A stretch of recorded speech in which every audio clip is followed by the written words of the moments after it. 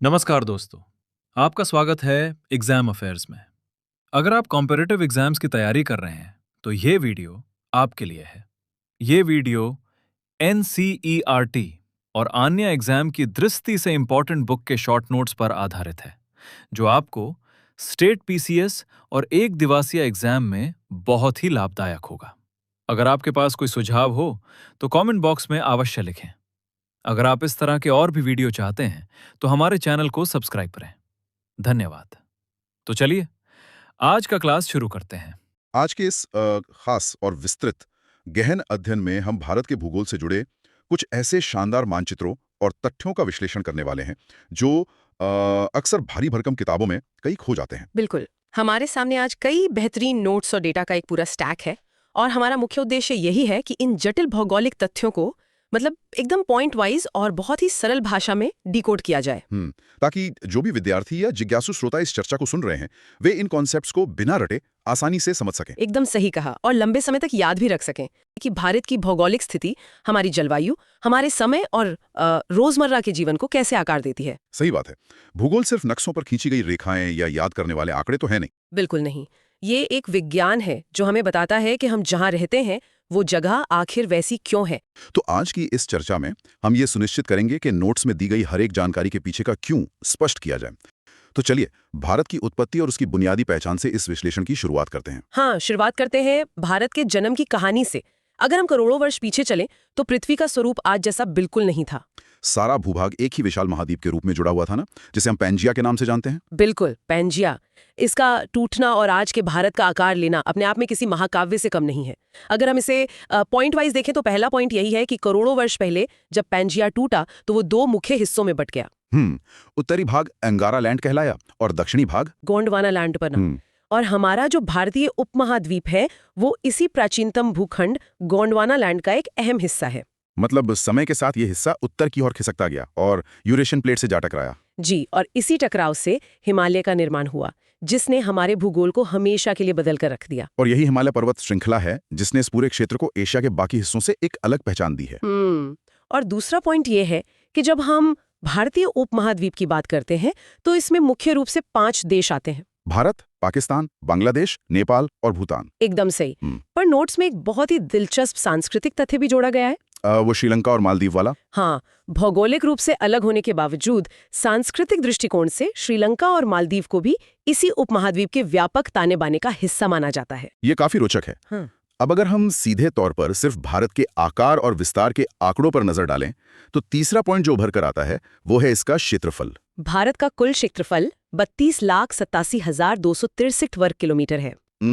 32,87,263 वर्ग किलोमीटर। जी, और क्षेत्रफल के लिहाज से हम विश्व के 7वें सबसे बड़े देश हैं। मतलब पूरी दुनिया के कुल जमीनी क्षेत्रफल का मात्र 2.42% हिस्सा हमारे पास है। लेकिन कहानी में असली मोड़ तब आता है जब हम जनसंख्या की बात करते हैं। जमीन हमारे पास दुनिया के सिर्फ 2.42% है, लेकिन विश्व की कुल जनसंख्या का लगभग 17.5% हिस्सा भारत में निवास करता है। और अब तो जनसंख्या के मामले में भारत विश्व में प्रथम स्थान पर आ गया है। ये डेमोग्राफिक कंट्रास्ट बहुत कुछ कहता है। इसका सीधा मतलब है कि हमारे संसाधनों पर दबाव बहुत ज्यादा है। बिल्कुल, और इसी वजह से हमारे लिए अपने भूगोल को समझना और भी जरूरी हो जाता है। अब आते हैं चौथे पॉइंट पर, जो है हमारी आकृति। नक्शे पर देखने से ही स्पष्ट हो जाता है कि भारत की आकृति चतुष्कोणीय यानी क्वाड्रेंगुलर है। ऊपर कश्मीर से लेके नीचे कन्याकुमारी तक और पश्चिम में गुजरात से लेके पूर्व में अरुणाचल प्रदेश तक। हाँ, इसके चारों कोने एक विशिष्ट ज्यामितीय आकार बनाते हैं। चलिए इसे थोड़ा और समझते हैं। इस चतुष्कोणीय आकार के अक्षांशीय और देशांतरीय विस्तार पर आते हैं। नोट्स में जो अक्षांश और देशांतर के आंकड़े दिए गए हैं वे बहुत ही रोचक कहानी बयां करते हैं। अगर हम विस्तार को देखें तो भारत 8 डिग्री 4 मिनट से 37 डिग्री 6 मिनट उत्तरी अक्षांश के मध्य है। 8 डिग्री 4 मिनट से 37 डिग्री 6 नॉर्थ। और देशांतर के अनुसार ये 68 डिग्री 7 मिनट से 97 डिग्री 25 मिनट पूर्वी देशांतर के बीच फैला हुआ है। इन आंकड़ों को अगर हम ध्यान से देखें तो उत्तर से दक्षिण और पूर्व से पश्चिम दोनों ही तरफ हमारा फैलाव लगभग 30 डिग्री का है। बिल्कुल, दोनों तरफ लगभग 30 डिग्री। और यहीं पर भूगोल का वो शानदार गणित सामने आता है। हमारा विस्तार दोनों तरफ 30 डिग्री का है, लेकिन अगर हम इसे किलोमीटर में नापें तो उत्तर से दक्षिण तक भारत की लंबाई 3,214 किलोमीटर है, जबकि पूर्व से पश्चिम तक की चौड़ाई केवल 2,933 किलोमीटर है। डिग्री समान होने के बावजूद पूर्व पश्चिम की दूरी कम क्यों है? इसे बहुत ही सरल भाषा में समझाती हूँ। हम सब जानते हैं कि अक्षांश रेखाएं यानी लैटिट्यूड्स एक दूसरे के समानांतर होती हैं, इसलिए उत्तर दक्षिण की दूरी 30 डिग्री के हिसाब से पूरी मिलती है। अच्छा। लेकिन जो देशांतर रेखाएं यानी लॉन्गिट्यूड्स होती हैं, वे ध्रुवों की तरफ सिकुड़ती हैं। चूंकि भारत उत्तरी गोलार्ध में है और ऊपर की तरफ बढ़ रहा है, इसलिए पूर्व से पश्चिम के देशांतरों के बीच की जमीनी दूरी किलोमीटर में थोड़ी कम रह जाती है। यानी वो 2933 किलोमीटर ही रह जाती है। ये एक आहा मोमेंट है। भूगोल सच में सिर्फ नक्शों तक सीमित नहीं है। बिल्कुल नहीं, ये 30 डिग्री का देशांतरीय फैलाव ही है जो समय के उस बड़े अंतर को जन्म देता है जिसका हम रोज सामना करते हैं। मतलब समय और अक्षांश का प्रभाव। हाँ, पृथ्वी को 15 डिग्री देशांतर घूमने में 1 घंटे का समय लगता है। भारत का विस्तार 30 डिग्री है। तो 30 को 4 मिनट से गुणा करें तो 120 मिनट आता है। एकदम सही गणित। इसका सीधा सा मतलब है कि पूर्वी और पश्चिमी भाग में लगभग 2 घंटे का अंतर है। सोचिए इसका रोजमर्रा की जिंदगी पर कितना बड़ा असर पड़ता है। जब अरुणाचल प्रदेश में सुबह के 5 बज रहे होते हैं और लोग अपनी चाय पी रहे होते हैं, तब गुजरात में लोग गहरी नींद में होते हैं, क्योंकि वहां सूरज 2 घंटे बाद निकलेगा। ये एक ही देश के भीतर समय का बहुत बड़ा प्राकृतिक अंतर है। सिर्फ समय ही नहीं, दिन और रात की अवधि पर भी इसका गहरा प्रभाव पड़ता है। अगर हम दक्षिण की ओर जाएं तो केरल भूमध्य रेखा के काफी करीब है। तो वहाँ दिन और रात में क्या अंतर होता है? भूमध्य रेखा के पास होने के कारण वहां दिन रात में सिर्फ 45 मिनट का अंतर है। बस 45 मिनट। और उत्तर में? लेकिन जैसे जैसे हम कश्मीर की तरफ जाते हैं, हम भूमध्य रेखा से दूर हो जाते हैं। वहां सूर्य की किरणें तिरछी पड़ती हैं, जिससे ये अंतर बढ़कर 5 घंटे तक का हो सकता है। महज कुछ डिग्रियों का हेरफेर हमारे दिन की लंबाई को पूरी तरह बदल देता है।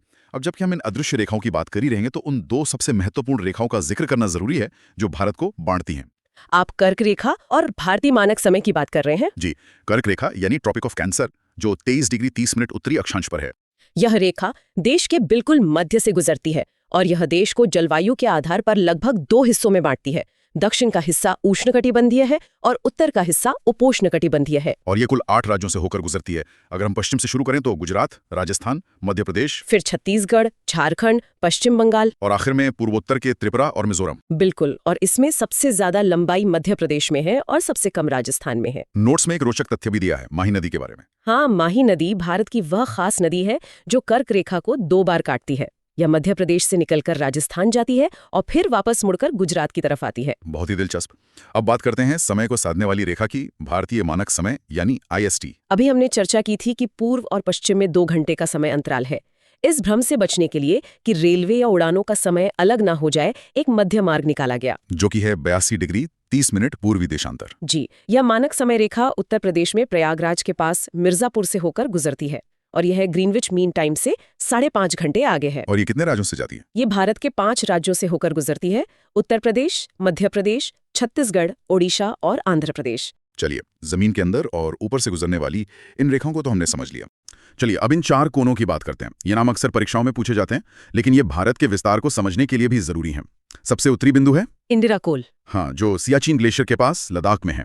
और सबसे दक्षिणी बिंदु है इंदिरा पॉइंट, अंडमान और निकोबार द्वीप समूह में। इसे पहले पिग्मेलियन पॉइंट भी कहते थे।